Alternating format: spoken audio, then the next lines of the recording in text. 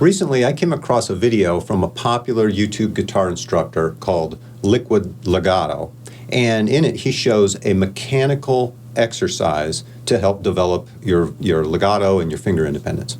Here I'm going to talk about the value of those kind of exercises, the mechanical sequences, and also the dangers of them, the pitfalls of them. Then I'm going to show you another way to develop that kind of liquid legato without the mechanical sequences. This is the better way, and I'm going to explain what it is and how to do it in this video.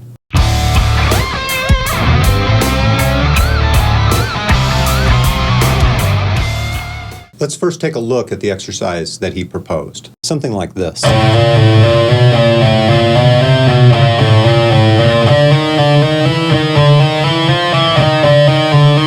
So there's that pattern, and he just kept moving it across the strings.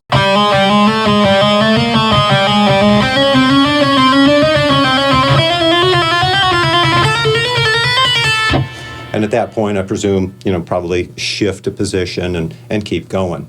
Well, there is a problem with practicing too much of mechanical sequences like this. What occurs to you to play are the things that you practice most. You play something a lot, and it sort of gets entrenched in your mind. It becomes ruts in your mind, and they become the kinds of things that occur to you to play. And I don't know about you, but I can't imagine breaking into this in the middle of a guitar solo. It's a completely non-musical mechanical sequence. Now, there is a place, I think, for these kind of mechanical sequences early in the process. That's why, in fact, I put 5 of them right up front at the beginning of Speed Mechanics for Lead Guitar. But it's not something that you want to keep going back to and practicing and practicing and practicing, because, like I said, it has this downside of creating these non-musical ruts in your mind. What it does accomplish is it kind of gives a base level of finger independence and finger control, which certainly can be a good thing.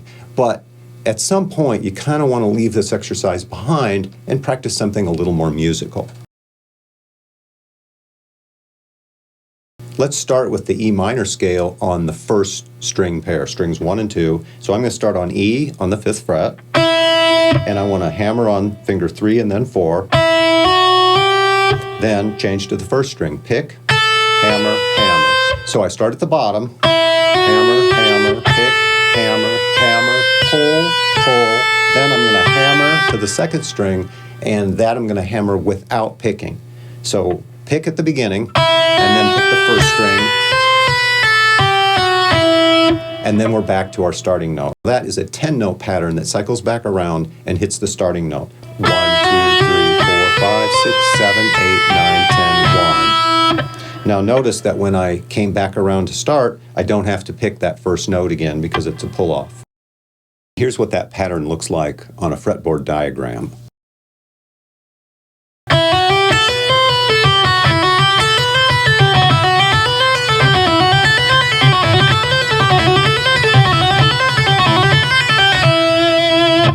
That pattern, of course, is a lot more useful because it's a diatonic scale pattern and it's a contour through the pattern. So it's something that you might actually use when you play a line.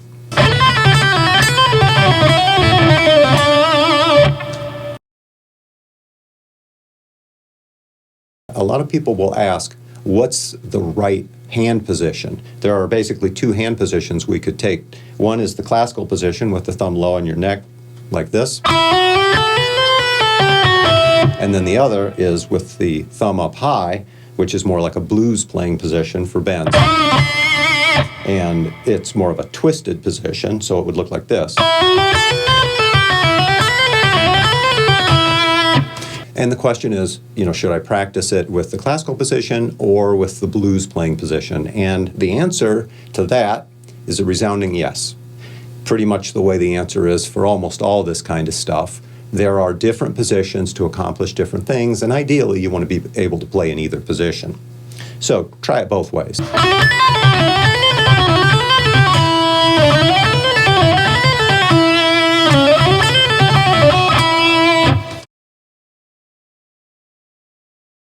Finger independence means the ability to move one finger without affecting the others. So if I wanted to, move my fourth finger and then do a pull off of my fourth finger, I don't want a lot of pressure or tension having to hold the other fingers in place so that I could lift one finger. The better your finger independence, the more easily you're going to be able to play stuff like legato lines and have them sound smooth and fluid and be tension-free. The problem is the physiology of the human body doesn't allow for complete finger independence. The fingers kind of have learned to operate together. So when you move a finger, it's not really just muscles in the hand or the finger, it's in the forearm more than anything. And you'll notice that if you try to move one finger and not move the others, it kind of doesn't work. They kind of all tend to want to move together, because the muscles that are in these hands controlling them learn to fire together and, in fact, need to fire together to make these motions. So what you're actually doing is contracting one muscle to make the thing happen, and then you're having to fire the opposing muscle group to hold other fingers in place. And this is basically the problem with tension in legato. This is what prevents you from getting a relaxed hand and the so-called liquid legato. It's really about loosening tension. So how do you do that? You want to relax your hand. You don't want to force the speed. You want to allow the speed to come a little more relaxed, a little more easily. And as you relax your hand, you have less opposing muscle tension. So let's suppose that you needed 15 units of tension to pull your fourth finger down, okay? And then you're using 10 units of tension to fight against that with the other fingers and prevent them from moving. So you've got force going in both directions. What we want to do is we want to bring the total force down. You don't need that much force to make it happen. What you need to do is relax the opposing muscle groups. It's a lot easier to relax the opposing muscle groups when you play with less velocity, take your speed down a little bit, and try to get relaxed. If you can get it relaxed, then your speeds are going to go up. The more you try to increase your speed by clamping down with greater tension and greater force, the more of a barrier you actually end up putting on your top end. So the secret isn't an exercise, it's how you play it. Relax your left hand, play softly.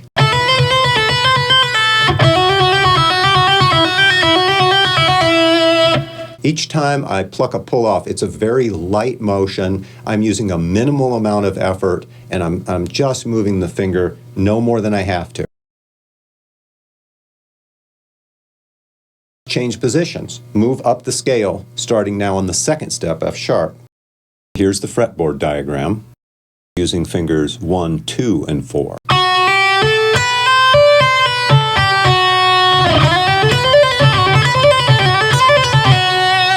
And then move up again to the third step. Here's the fretboard diagram, and this time I'm using 1, 2, 4 again, but with a stretch between fingers 1 and 2.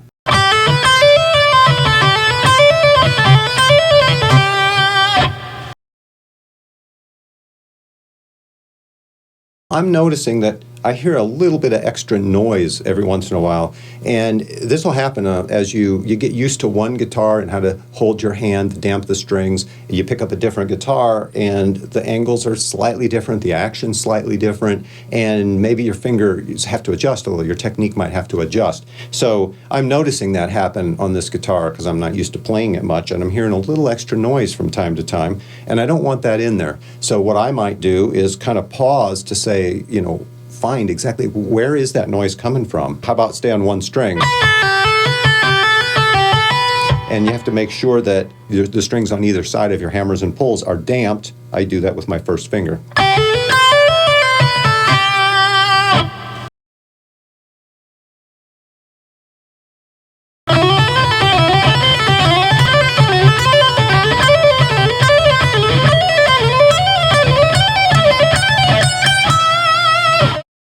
These are the first 3 patterns stacked up so you can see them all together. There are 4 more, so go ahead and memorize each of these if you don't already know them. Practice them individually and then string them together. Get it fast enough, it starts to sound kind of impressive, but all I'm doing is just running a contour and then sliding into the next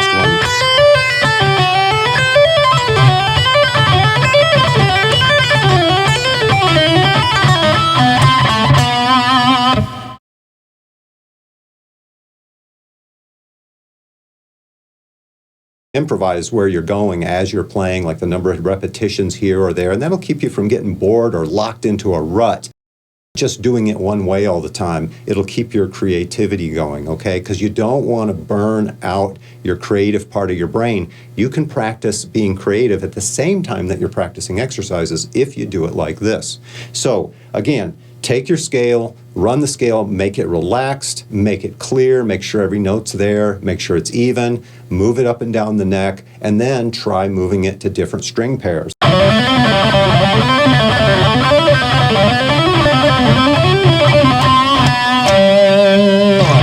And that's how you develop liquid legato that doesn't burn you out on mechanical exercises, doesn't dry up your creativity, but in fact enhances your creativity, and it's useful and helps you learn the neck. For more insights, exercises, and musical studies to build flawless technique so you can play anything you want, click the link above and visit me at patreon.com.